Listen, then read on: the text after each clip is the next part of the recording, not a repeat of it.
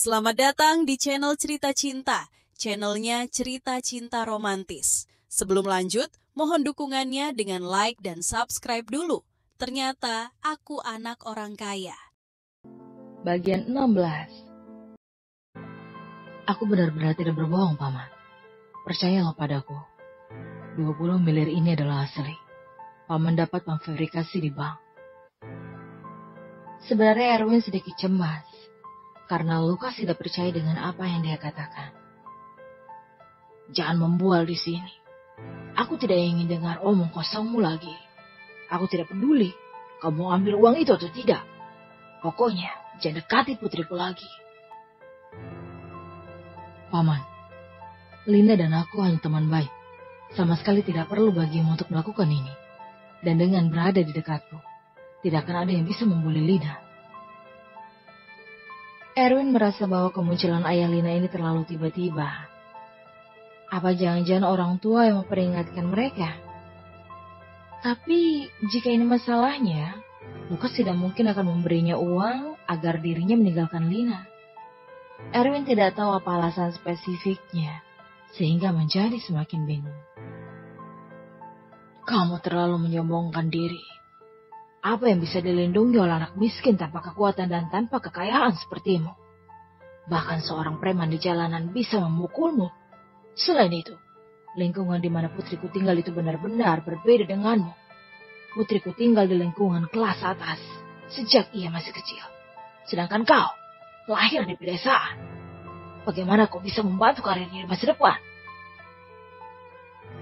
Lukas melemparkan pandangan mencemooh pada Erwin. Ia berhenti sejenak kemudian melanjutkan lagi. Selain itu, semua teman-teman di sekitarnya adalah anak orang kaya ataupun CEO muda. Apa kau tidak merasa kalau kalian berdua itu tidak cocok? Bukankah kamu hanya akan membuatnya malu di depan teman-temannya?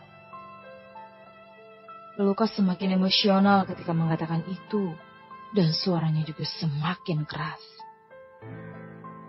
Paman, aku tidak akan membuat Lina merasa malu di depan teman-temannya. Erwin memikirkannya dan berkata dengan serius. Sebagai anak orang yang sangat kaya, anak kaya di kota Bandung ini tidak lebih dari semut kecil baginya. Bahkan orang tua anak-anak kaya itu saja perlu menjaga sopan santun mereka terhadap Erwin. Anak muda, apa yang kau pikirkan masih terlalu sederhana.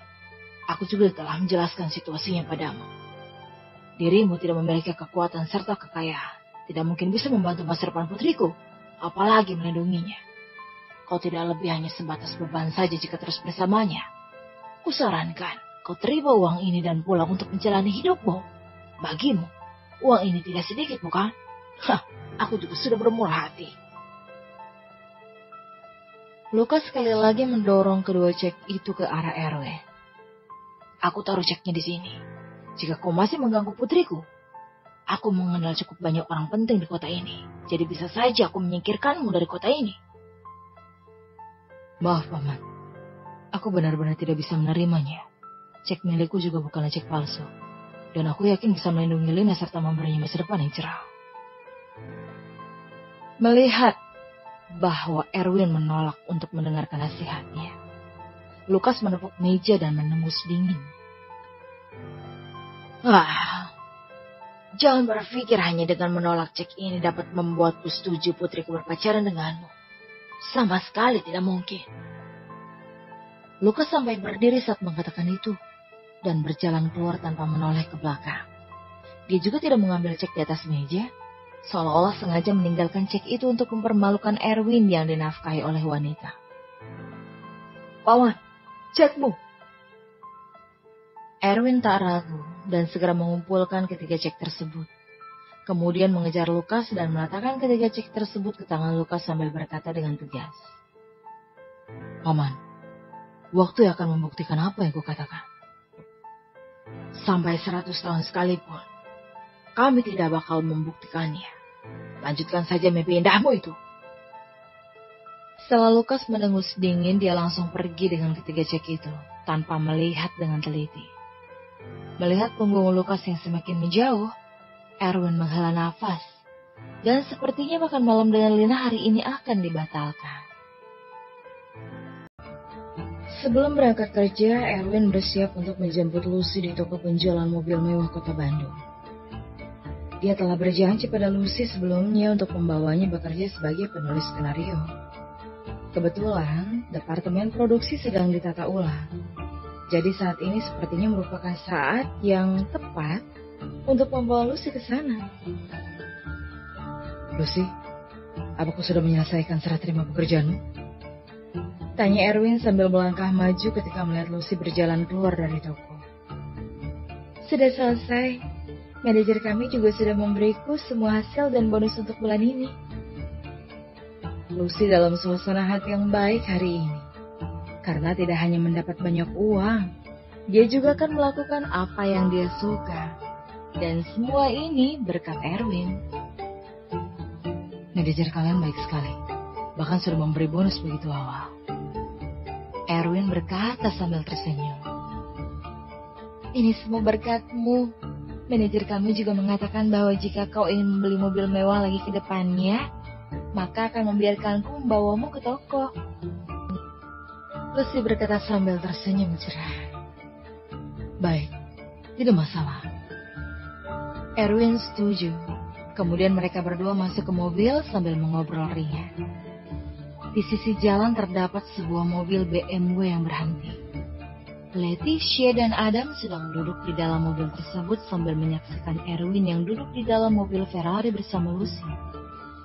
Mereka hanya lewat di sini, dan kebetulan melihat Erwin yang bersama Lucy di depan toko penjualan mobil mewah. Aku kenal wanita ini. Bagaimana bisa dia berada di toko penjualan mobil mewah? Leticia sedikit terkejut ketika melihat Lucy keluar dari toko dengan seragam. Oh, mengenalnya? Tanya Adam dengan heran. Ya, namanya Lucy. Dia itu satu klub sastra dengan Erwin sewaktu masih di kampus. Mereka berdua itu saling percaya dan memiliki hubungan yang sangat baik. Mendengar ini, Adam tiba-tiba teringat ketika perkumpulan reuni sebelumnya. Tentang seorang layanan pelanggan, ia mengatakan bahwa Erwin telah membeli mobil Ferrari dan Rolls Royce adalah suara seorang wanita muda. Apa jangan-jangan wanita itu yang menjawab telepon kita ketika reuni saat itu? Begitu kata-kata ini keluar, mereka berdua langsung memiliki sebuah pemikiran yang sama. Ternyata begitu. Aku tidak menyangka Erwin bahkan sudah menebak kalau kita akan menelpon layanan pelanggan toko itu. Sungguh licik. Dan saat di bar juga, Erwin pasti sudah meminta uang dari Lina sejak awal kan? Kalau tidak, uang hadiah loterinya tidak mungkin cukup. Leticia berkata karena teringat sesuatu. Benar, sepertinya Erwin telah mengatur dan merencanakan semua sejak awal. Adam ingin memukul setir dengan marah. Dan karena gerakan yang secara tiba-tiba tersebut, cedera lengan kirinya mulai terasa sakit lagi. Tidak hanya dia saja. Aku juga punya rencanaku sendiri. Rasa ingin balas dendam muncul di mata Adam. Adam, apa kamu sudah menemukan cara untuk berurusan dengan Erwin? Tanya Leticia dengan penuh semangat. Aku sudah menulis surat tentang identitas Erwin kepada Ayah Lina kemarin. Aku yakin Ayah Lina pasti sudah mempermalukan Erwin tadi malam. Erwin yang hanya seorang pecundang miskin itu benar-benar tidak tahu diri jika ingin berpacaran dengan wanita kelas atas seperti Lina.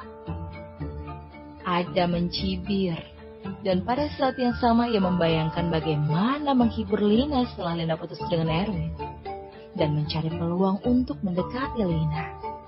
Memikirkan itu, Adam bahkan sampai mengiler. Namun ketika dia mengingat Leticia yang masih ada di sampingnya, dia diam-diam menyeka air liurnya dengan cepat. Lagi pula Kak Dragon juga sedang mencari keberadaannya baru-baru ini. Sepertinya hari-hari damai pecundang itu sudah berakhir. Dia putusin pacar, ditambah pengejaran Kak Dragon. Tampaknya pecundang itu tidak lama lagi akan segera diusir dari kota Bandung ini. Adam mengeluarkan ponselnya saat mengatakan itu. Kemudian menelpon nomor Erwin yang ditemukan di kontak ponsel Leticia dengan ekspresi puas di wajahnya. Pada saat ini, Erwin sedang mengemudi dan melihat nomor yang tidak dikenal masuk. Erwin ragu, kemudian memakai headset Bluetooth untuk menjawab panggilan itu. Dasar Erwin sialan. Kau pasti tidak menyangka kan aku akan meneleponmu. Mendengar suara familiar, Erwin tentu tahu. Adam, apa menurutmu patah satu tangan itu belum cukup? Jadi ingin ditambah lagi? Silahkan, datang cari aku jika kau berani. Apa Ayah Lina pergi mencarimu tadi malam? Sepertinya kau dicampakkan lagi ya. Alasan aku meneleponmu itu untuk mengucapkan selamat atas berakhirnya hubungan asmaramu. Alis Erwin sedikit berkerut karena bingung. Bagaimana Adam bisa tahu bahwa Ayah Lina mencarinya tadi malam? Apa jangan-jangan ini adalah trik licik yang dilakukan oleh Adam? Tidak heran Ayah Lina tiba-tiba datang mencarinya. Adam, sepertinya kau lupa apa yang kau katakan padamu sebelumnya. Jika kau berani memprovokasiku lagi, kau seharusnya tahu kalau konsekuensinya tidak sesederhana patah tulang. Jangan senang dulu. Sepupumu melukai 4 anak buah Kadragon. Jadi, Kadragon sedang mencarimu untuk membayar biaya pengobatannya. Tamat sudah riwayatmu. Ku beritahu sekali lagi padamu ya. Tamat sudah riwayatmu kali ini. Kata Adam melalui telepon terdengar arogan dan sombong. Oke, kirimkan alamat serta waktu pertemuannya. Kebetulan aku yang bertemu dengan Kadragon ini. Erwin benar-benar tidak takut pada Kadragon. Karena dengan adanya Damon, tidak ada yang bisa menyakiti Erwin. Jangan khawatir tentang itu. Aku ingin lihat bagaimana kau berlutut di tanah dan memohon pada aku. Setelah Adam mengatakan ini, dia menutup telepon dengan gembira. Kemudian mengirim alamat serta waktu pertemuan di Club Dragon pada Erwin. Setelah melakukan semua itu, Adam tidak bisa menahan tawa. Erwin juga tersenyum dingin ketika menerima alamat itu. Ingin membuatku berlutut dan memohon padamu? Sungguh arogan sekali. Kita lihat saja, siapa yang akan memohon sambil berlutut nanti. Bersama